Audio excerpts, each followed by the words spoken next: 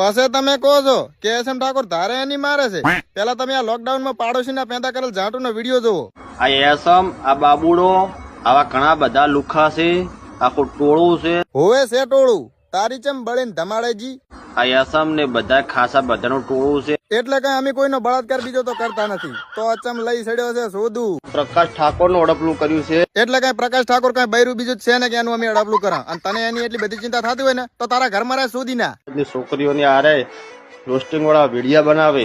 લ્યો બસ કરી નાખે ને શોધ ના વેડા. ઘરની મા બેનું તો બીજે ભાંડા ઉઘાડા કરીને પડી હોય અને આ જ્યાં બીજાની બેન દીકરીઓને સુધારવા, બીજાની બેન દીકરીઓને વિચારવા, પેલા ઘરે જઈને એના ભાંડા ઢાંકો શું તો મારીનું. આ પોડા મરીનો એસમ એની માનું પોડું મારે. ઈ તો બધું થતું થશે, પણ તારી માનું હમે કરીને ભાંડું મરણું ને એમાં અમારા બધું જોવાનું છું, નકે ના જોવાનું થોત. અને તારી માનું ભાંડું કોણે માર્યું તને ખબર છે? 1 મિનિટ रुको जरा। અલ્યા બાબુ, આની માનું ભાંડું કોણે માર્યું તો હવે તું જ બોલ.